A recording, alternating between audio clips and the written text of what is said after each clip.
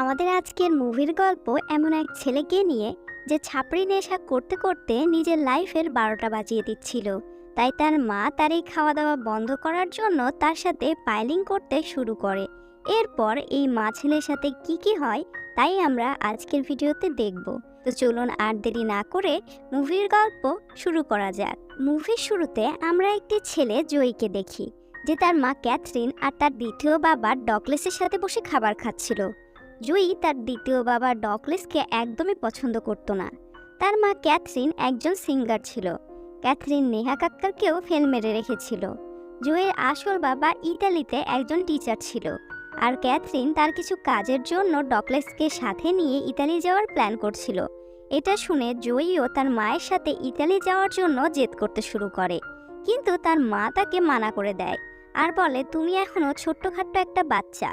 এটা শুনে জয়ী অনেক রেগে যায় আর সে তার রুমে চলে যায়। তখনই জয়ী রুমের জানালা দিয়ে দেখতে পায় ডকলেস তার গাড়ি ঘোরানোর সময় একটা গাছের সাথে ধাক্কা লেগে পটল তোলে। এটা দেখে জয়ীও অনেক টেনশনে পড়ে যায়। এইদিকে ক্যাথরিন কেঁদে কেঁদে সমুদ্র বানাচ্ছিল, কারণ তার পাইলিং করার মানুষ আর থাকলো না। এটা তার ছেলেও বুঝতে পারে, তাই সে তার মাকে সান্ত্বনা দেয়। এখন ক্যাথরিন সম্পূর্ণ একা হয়ে গেছিল, তাই সে জয়ীকেও ইতালি নিয়ে যায়। সেখানে আসার মাত্র কয়েক ঘন্টার মধ্যে জয়ী তার মতো ছাপড়ি টাইপের বন্ধুবান্ধব বানিয়ে ফেলে। এরপর তার সাথে দেখা হয় ডিয়ানা নামের একটা মেয়ের। বন্ধুত্ব হওয়ার পর তারা মুভি দেখার জন্য চলে যায়। সেখানে গিয়ে তারা অনেক পীড়িতের গল্প করতে শুরু করে আর আবেগে কাঁঠালের আঠার মতো চিপকাচিপকি করতে থাকে। এরপর জয়ী তার মায়ের সিঙ্গিং শোতে যায়, যেখানে জয়ী দেখে সবাই তার মায়ের গানের অনেক প্রশংসা করছে। এটা দেখে জয়ীরও অনেক ভালো লাগে। আস্তে আস্তে ক্যাথরিন অনেক ফেমাস হয়ে যায় আর সে অনেক ব্যস্ত থাকতে শুরু করে, তাই সে জয়ীর জন্মদিনও ভুলে যায়। তখন ক্যাথরিনের অ্যাসিস্ট্যান্ট তাকে বলে, কালকে জয়ীর জন্মদিন। এটা শুনে ক্যাথরিন বলে, খাইছে, আমি তো ভুলেই গেছিলাম। কিন্তু এই সব কথা জয়ী শুনে ফেলে আর সে অনেক রেগে যায়, কারণ তার মা তার জন্মদিন ভুলে গেছে। তাই ক্যাথরিন তাকে বোঝানোর অনেক চেষ্টা করে। অনেকক্ষণ পর জয়ী বুঝে যায়। পরের দিন ক্যাথরিন জয়ীর জন্মদিনের জন্য একটা পার্টি রাখে, যেখানে সে তার সব ফ্রেন্ডদেরকে ইনভাইট করে। সেখানে ক্যাথরিন অনেক লাল পানি খেয়ে ফেলে আর ছাপড়ি ডান্স করতে শুরু করে, কিন্তু এসব দেখে জয়ীর অনেক লজ্জা লাগে। তাই সে রিয়ানার সাথে এক জায়গায় এসে কথা বলতে শুরু করে, আর কথা বলতে বলতে তারা চিপার মধ্যে চলে যায়। ক্যাথরিন জয়ীকে না দেখতে পেয়ে তাকে খুঁজতে খুঁজতে চিপায় চলে আসে। সেখানে সে জয়ী আর রিয়ানাকে চিপকাচিপকি করতে দেখে অনেক খুশি হয়। কিন্তু এরপর যখন ক্যাথরিন তাদেরকে আরও কাছ থেকে দেখতে যায়, তখন সে দেখতে পায় জয়ী তার হাতে একটা ইঞ্জেকশন মারছে। এটা দেখে ক্যাথরিন রেগে যায় আর সে দেয়ালে বক্সিং করতে শুরু করে। এটা দেখে জয়ী রাগে সেখান থেকে চলে যায়। বাড়ি এসে ক্যাথরিন জয়ীকে এইসব বিষয়ে জিজ্ঞেস করে। তখন জয়ী রাগে বাড়ির সব জিনিসপত্র লণ্ডভণ্ড করে দেয়। ক্যাথরিন জয়ীর মাথা ঠান্ডা করার জন্য তাকে দিয়ে পিয়ানো বাজায়, আর ক্যাথরিন আস্তে আস্তে তার হাত দেখতে শুরু করে। তার হাতে অনেকগুলো চিহ্ন ছিল। ক্যাথরিন এই বিষয়ে জয়ীকে জিজ্ঞেস করলে জয়ী ক্যাথরিনের সাথে ধাক্কাধাক্কি করতে শুরু করে আর রাগে বাড়ি থেকে বের হয়ে রাস্তায় হাঁটতে শুরু করে। আর যখনই রাত হয়ে যায়, তখন সে তার বাড়ির সামনে এসে বসে পড়ে। তখন ক্যাথরিন দেখে জয়ী বাহিরে বসে আছে, তাই সে জয়ীকে জিজ্ঞেস করে, তোমার কি হয়েছে? তখন জয়ী বলে, আমি আমার বাবার সাথে দেখা করতে চাই। জয়ীর অনেক ঠান্ডা লাগছিল, তাই ক্যাথরিন তাকে বাড়ির ভেতরে নিয়ে আসে। জয়ী খুব অসুস্থ হয়ে পড়েছিল, তাই ক্যাথরিন একটা ডাক্তারকেও ডেকে আনে। তখন ডাক্তার বলে, এসব কিছুই না, অনেক বেশি নেশা করার কারণে জয়ীর এই অবস্থা হয়ে গেছে। তাই তাকে কোনো ওষুধ না, নেশা থেকে দূরে রাখলে সব কিছু ঠিক হয়ে যাবে। এসব কারণে ক্যাথরিন অনেক দুঃখী থাকতে শুরু করে।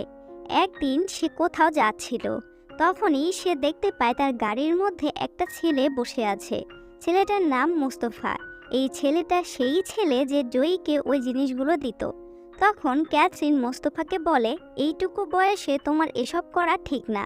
তখন মোস্তফা বলে, জয়ী তোমার টাকা চুরি করে এই ছাপড়ি কাজগুলো করত, আর এটা আমার লাস্ট টাইম। এরপর আমি আমার শহরে ফিরে যাচ্ছি। মোস্তফা ক্যাথরিনকে একটা কিছু দেয় আর তাকে বলে এটা জয়ীর প্রয়োজন হবে। এরপর সে সেখান থেকে চলে যায়। বাড়ি ফিরে ক্যাথরিন দেখে জুই আগের থেকে অনেকটাই সুস্থ হয়েছে, তাই সে রাতের খাবার বানাতে শুরু করে। এরপর তারা মা ছেলে মিলে একটা ক্যান্ডেল লাইট ডিনার করে, কিন্তু খাবার ভালো না হওয়ার কারণে জুইয়ের মুড নষ্ট হয়ে যায়। এইটা আবার কেমন কথা, নিজেই খাবার বানিয়ে নিজের উপরই রাগ দেখাচ্ছে। জুইয়ের রাগ ঠান্ডা করার জন্য ক্যাথরিন তাকে সেই জিনিসটা দেয়, যেটা দেখে জুই খুশিতে নেচে ওঠে। কিন্তু এটা ব্যবহার করার জন্য তার একটা খালি ইঞ্জেকশনের প্রয়োজন ছিল, যেটা বাড়ির মধ্যে কোথাও জুই খুঁজে পাচ্ছিল না। এই কারণে সে নিজের ক্ষতি করে ফেলে, যেটা দেখে ক্যাথরিন অনেক বেশি কষ্ট পায় আর জয়ীকে সান্ত্বনা দিতে থাকে। কিন্তু এমন সময় জয়ী ক্যাথরিনের হাত তার পাইপ কলের দিকে নিয়ে যায় আর কল দিয়ে পানি ছাড়তে শুরু করে। পরের দিন সকালে জয়ী আর ক্যাথরিন কোথাও যাচ্ছিল, কিন্তু সামনে ট্রেন আসার কারণে তাদেরকে থামতে হয়। তখন ক্যাথরিন জয়ীকে বলে, আমি আর তোমার বাবা এখানেই প্রথমবার চুইংগামের আঠার মতো লেগেছিলাম। এরপর ক্যাথরিন জয়ীর সাথেও সেই একই কাজই করে। পরের দিনে আমরা দেখি ক্যাথরিন জয়ীকে তার মিউজিক স্কুলে বেড়াতে নিয়ে যায়, কিন্তু সেখানে জয়ীর তেমন ভালো লাগছিল না, তাই তারা সেখান থেকে বের হয়ে পড়ে। কিছু দূর যাবার পরেই তাদের গাড়ির চাকা পাংচার হয়ে যায়। এই নিয়ে ক্যাথরিন অনেক টেনশনে পড়ে যায়, তাই সে অনেক কষ্টে সেটা ঠিক করে। কিন্তু চাকা ঠিক হতেই জয়ী গাড়ি নিয়ে সেখান থেকে পালিয়ে যায়, আর ক্যাথরিন তার পিছে পিছে দৌড়াতে শুরু করে। কিছুক্ষণ পর সে একটা লোকের কাছে হেল্প পায়, আর সেই লোকটি তাকে পেট্রোল পাম্প পর্যন্ত নিয়ে আসে। সেখানে ক্যাথরিন জয়ীর গাড়িটা দেখতে পায়। এরপর ক্যাথরিন লোকটিকে নিয়ে একটা ক্যাফেতে যায়। সেখানে তারা পাইলিং করার গল্প করতে শুরু করে। এসব কথা জয়ীও পাশে বসে শুনছিল, তাই সে রাগে ছাপড়ি মার্কা কাজকর্ম করতে শুরু করে। তখন ক্যাথরিন তাকে বাড়ি নিয়ে আসে আর বলে সে তো মিথ্যে করেই এসব কথা বলছিল। তখন ক্যাথরিন জয়ীকে এসব বোঝাতে বোঝাতে তার সাথে পাইলিং করার কথাবার্তা বলতে শুরু করে, আর অবশেষে তারা পাইলিং করার কাজ সেরে ফেলে। কিন্তু এরপর জয়ী রাগ করে সেখান থেকে চলে যায়। পরের দিন ক্যাথরিন জয়ীকে তার বাবার সাথে দেখা করানোর জন্য একটা স্কুলে নিয়ে যায়, কারণ জয়ীর বাবা সেই স্কুলের টিচার ছিল। জয়ী তার বাবাকে প্রথমবারের মতো দেখে। জয়ীর বাবা তার স্টুডেন্টদের বলছিল, কালকে তোমাদের ছুটি। এরপর জয়ী ইচ্ছে করেই তার বাবার জুতোটা পরে যায় আর নিজের জুতোটা সেখানেই রেখে যায়, যাতে সে জুতো পরিবর্তন করার বাহানা করে কালকেও তার বাবার সাথে আবারও দেখা করতে আসতে পারে।